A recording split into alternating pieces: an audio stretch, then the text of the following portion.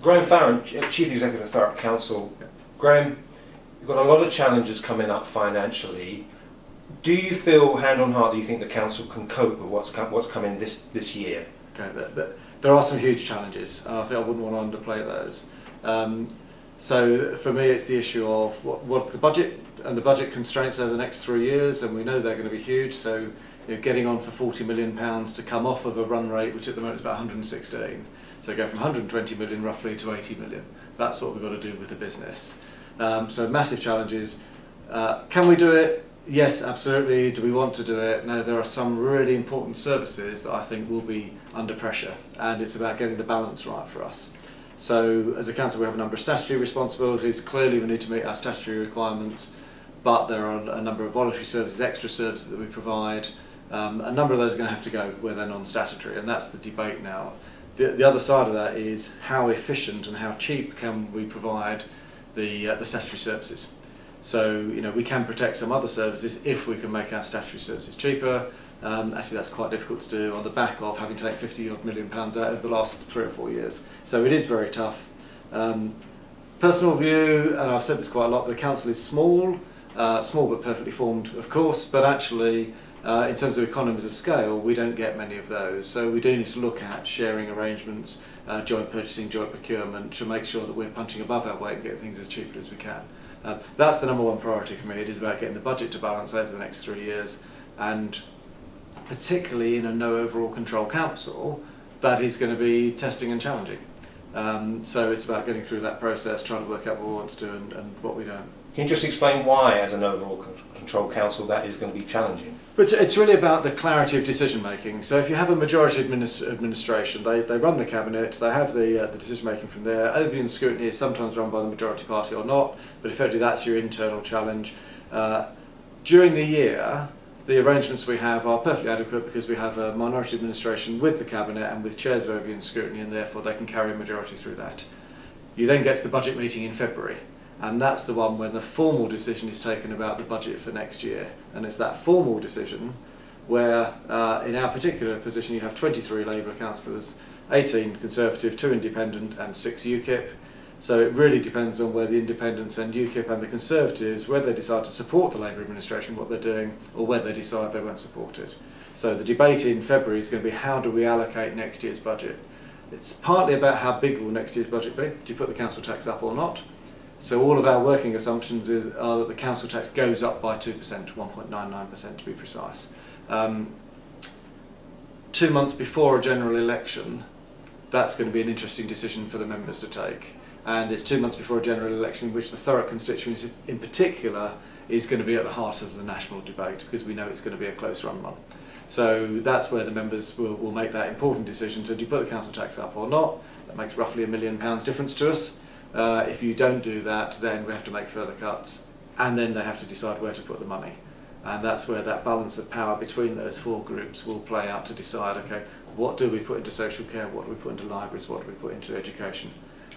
There's a lot you just said there, and I could go off at different tangents, and I'm really trying to avoid that, but is there any one particular efficiency saving or 2 efficiencies that you could point to that you'd say you're concerned about, really concerned about that more than any others? I think the biggest issues are, how do we take savings out of children's social care and adult social care? How do we drive the costs of packages down? Can we raise thresholds? That doesn't actually get much airtime in the council debate, but that's the biggest challenge to us, is about how do we provide those statutory services, provide that sort of support that people need, because this is safety net territory. We're not talking about nice add-ons. This is about taking children into care, because if we don't, they're at serious risk. And actually that doesn't get much airtime when the members are talking. The airtime is given to community grants, street scene, those types of things that are much more obvious. The most difficult decisions, I think, are around adults and children's social care. But there will be some really contentious ones. So what am I worried about? There's contentious things like, what do we do with the Thameside Theatre, the building, what do we do with libraries? That'll be difficult for members. You brought up the Thameside Theatre because, as you know, we have a sister paper called Your Harlow, and the Harlow Playhouse is a thriving, vibrant pleasure to go to in that review stuff that we do. And the Thameside I really feel sorry for, but also anxious about. Yeah. Do you share that anxiety? I do, and in my private sector days I ran 3 or 4 theatres, including one brand new one, Dunstable, fantastic facility, the Organ Arena, 700 or 800 seater. This is a 300 seater, it's small, the building is very tired, it's very old, it needs updating. It's a very difficult format because you can't change the layout of the theatre at all. So modern theatres may well be something you could have flat, as a flat space for some of those and then bring out the seating, etc. The Thameside doesn't give us any of that possibility, and it's quite an expensive building to run. But it's at the heart of Grays, and it's at the heart of the cultural community in Grays. And we've got the backstage centre, we've got a new theatre being built as part of South Essex College building, campus in Grays, and some of the schools have got new theatre facilities. So I think it is time to reassess our cultural provision and to say, okay, what do we get out of that and how could we make alternative provision? But that would be a very difficult decision for members to take because actually that building is right at the heart of Grays. Winding back a bit, you mentioned joint sharing services, etc. just a moment ago. Do you think you're ever going to win the Barking and Dagenham argument? Do you sometimes think, whereas around the country, as we know, even going back to Harlow sharing services with Uttlesford or Essex, etc. But why do you think, beyond you making a political statement, I guess, trying to guide you, is why do you think this looks like you're never going to win on this one? It is a really difficult one because my view of an ideal unitary council is it would serve 400,000 to 500,000 population in order to maximise the efficiencies of scale. And I worked for 10 years at Birmingham, which was a unitary serving 1 million people, and that was quite big. And maybe what we've seen more recently from some of their services is that might be too big. So I think Thurrock is small, and therefore we can't get the economies of scale. When you look around where Thurrock is, we're surrounded by district councils who provide about 20 or 30 million pounds turnover compared with our 400 million pounds turnover, 120 million pound net budget. So actually they're not of the same scale that we are. They run about as many services as one of our departments. So there aren't great opportunities out of sharing with Basildon or Castle Point or Rochford or Brentwood. There are some, but not huge. Southend is actually quite a different feel. It's got quite a different community, it's got different, and we share Director of Public Health, but the synergies are much smaller, and it's 15 miles away and takes a lot longer to travel to. So then our alternatives are Havering and Barking and Dagenham. Havering have got with Newham doing a back office deal, so actually the opportunities for us are very, very small. And one of the issues for me is, do you go back to the pre-1998 era when we were part of Essex? And we all know the reason that Thurrock was carved out separately as unitary was because we weren't getting our fair share of services out of Essex. It was the dumping ground of Essex, quite literally, in terms of waste and in terms of the community and people.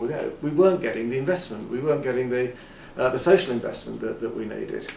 So I think it's a difficult set of choices, because where Thurrock is positioned, there aren't any really obvious alternatives.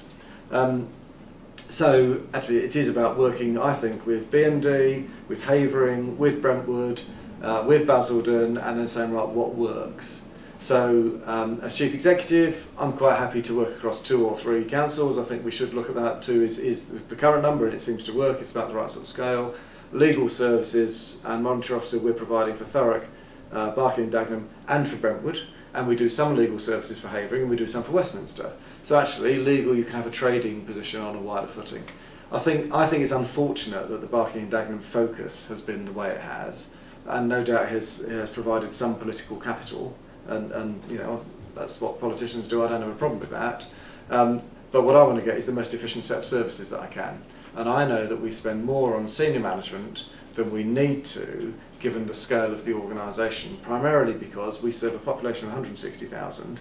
So Essex have one director of finance, for example, and they serve a population of 1.3 million, but they only do social care and education. They don't do the district council services. So I personally think there's some efficiencies to be gained. I think those efficiencies are better with the unitary. Personally, I would look at the whole environment and do whatever's appropriate wherever we can. So working with Brentwood, fine, but you're never going to get the real economies of scale out of Brentwood. So I hope that it drops off the political, or drops out the political focus. I suspect that's going to be difficult. Yes, and as you mentioned politics, Jackie Doyle-Price, whether you go through her press releases or Twitter, and I know it's a politician, may not be able to comment, etc. She doesn't have a lot of faith in your council and makes a lot of criticisms of your council, especially over the last year. Take it on the chin. Members of Parliament are often on the receiving end of complaints about council services, where people have maybe come to the council and not got a good enough service. They may well have tried their councillor and not got what they wanted. So often MPs are the option of last resort. So I think they see very often the worst of the council. And sometimes, they're absolutely right with their complaints, because we do sometimes do things badly, and we need to be quicker and better at getting that right. I don't think I've seen anything that I would say was unreasonable or outrageous. It's just that Jackie is likely to see the worst of what we do. And of course you have a position where the MP is of a different political party to the administration, and that carries its own sort of frisson as well. So I think overall she probably does see the worst of the council, primarily. She does come and see some of the openings and some of the best events. The Armed Forces Day, flying of the flag on Monday, she was there and proudly presenting, and I think that's a good sort of event that we can do between us. But no, I think she has absolutely had some legitimate complaints about the council as well. Organisations in which you have forms of agreements and contracts and with service level, etc., do you feel you're getting value for money from them all? No, not all. And one of the issues for me is about improving the commercial nous within the council. And I know, having worked in the private sector, working for councils, they're not always the most commercial organisations. They don't know what are the value drivers in the private sector. And I think we're getting better at that. We've brought some people in to do that. We've got some contract costs down. But if you look at our management of the Vertex/Serco contract over its long history, we haven't been managing that well from day one. I think we're better now, got a more commercial acumen. We get better deals out of Serco because we know more about what we're negotiating. We need to get some of those private sector skills in to do that. There are lots of people who, when bidding for council contracts, put on a bit of a margin for the complexity of dealing with the public sector. We need to make sure we're stripping that down so we aren't as complex to deal with, and therefore we can get better value. When I was at reception signing in, there was somebody on the phone complaining about their bin not being collected, and I know these are the minutiae, but these are the dots that make the big picture, and the phone wasn't working properly, and they're just dropping off again. That's not good. It's not good, is it? In 2014, the man has come all the way into Grays, and he still can't even speak to the person probably, maybe on this floor. Either on this floor or just down in Curzon Street. So that's the sort of area where we've got to get the investment right. So, you might have seen the cabinet report that said that the PBX board for our telephone system was bought in 1997 or something, and it's still what we're operating in 2014. So we are modernising that, but we haven't invested enough in the infrastructure. So as we're looking to modernise our offices, so this floor we've modernised, we've invested money in that.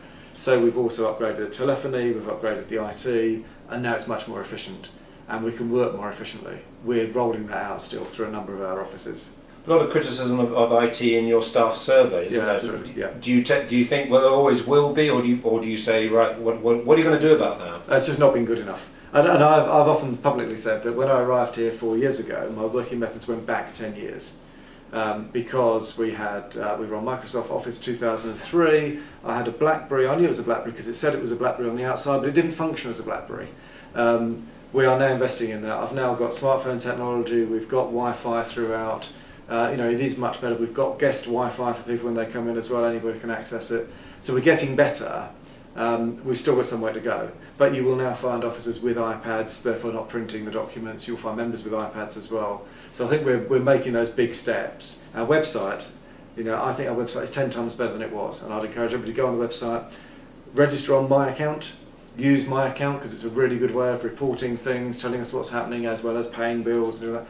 That's the way forward, and I think we're now getting there. We're not there throughout, but it was a real issue for us. And talking about IT, it's interesting that the Chief Executive of Liverpool City Council yesterday, in a conference to do with news, said expressed his frustration over tens and tens of thousands he has to pay putting statutory notices on printed newspapers. Absolutely. Will those days come to an end, do you think? Absolutely hope so. I personally think it is balmy that we have to print those things, whereas we could actually set up an email alert system, and if anybody wanted to plan anything, we could email them to them or email the alert, there's a new one on the website, put them all on the website, and save probably £100,000 a year.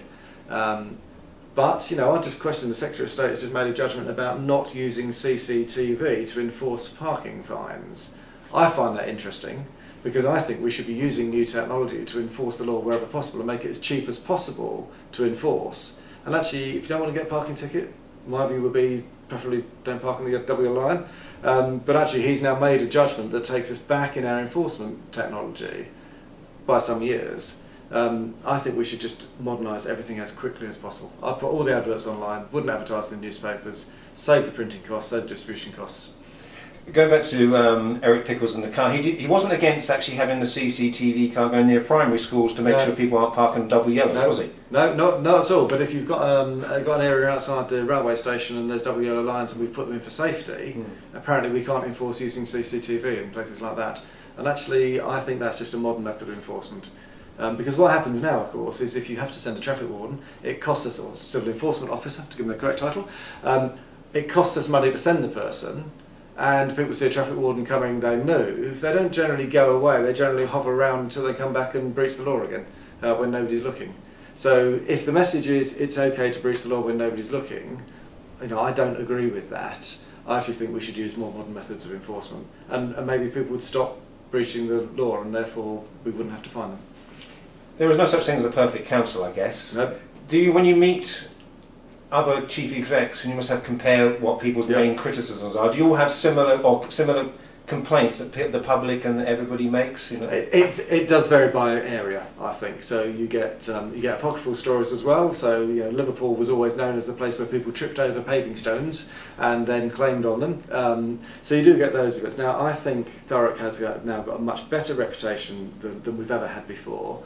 We're taken credibly in local government and central government circles, and that's good. So we've got some credibility there, and we've got some respect generally from opinion formers around. So we've entered some awards recently. We've come second on a number, which have really frustrated me. So most improved council of the year, we came second to Norwich Council. We just came second on leadership team of the year, and actually I think we've got a stunningly good top management team now. So that frustrates me. We haven't quite got the recognition, but I think we're much better. And those issues. Housing repairs is still an issue, but it's nowhere near as bad as it was. And what we're seeing now are complaints about the investment happening. Generally, our services are much better. The key challenge for me is if we take out £40 million over the next 3 years, can we keep them anywhere near as good as they are now? And I think that is going to be a challenge for us.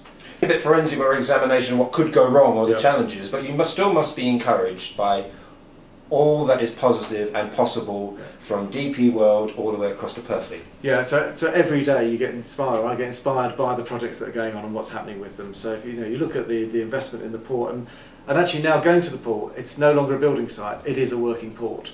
Next to that, actually 400 acres of potential for the Thames Enterprise Park, the former site of the Corrigan Oil Refinery, so that's the real potential there, and the announcement about making airline fuel out of recycled waste will bring jobs at the leading edge of technology. Port of Tilbury is often overshadowed by London Gateway Port, and actually that's critical to the UK national infrastructure in terms of import and export of goods. The new college campus just outside, really looking fantastic now, and their numbers are up from last year because of that facility. Lakeside expansion now beginning to come through, and the excitement of actually getting the leisure quarter expanded, plus the new retail. And then Purfleet, with the announcement about potential for a new TV and film studio, which has only come because of what we achieved on High House Production Park with the Royal Opera House, the Backstage Centre, so the best place in the UK to get trained on Backstage Centre, with a fantastic anchor name in the Royal Opera House. So all that is really positive. What I've got to do is make sure that those things that inspire the community are inspiring the council to serve the community better. I think we've made some real strides in that, and some of that national recognition now is really coming through. You look at the politicians that have visited Thurrock recently, and we're getting the highest level politicians coming to see some of the positive things we're doing. I really do think we're getting there. I think I can feel a change. I think I can sense a change throughout the council. My real ambition is that change gets really translated to the community, and the community feel inspired about living in Thurrock, because it is a fantastic place to be.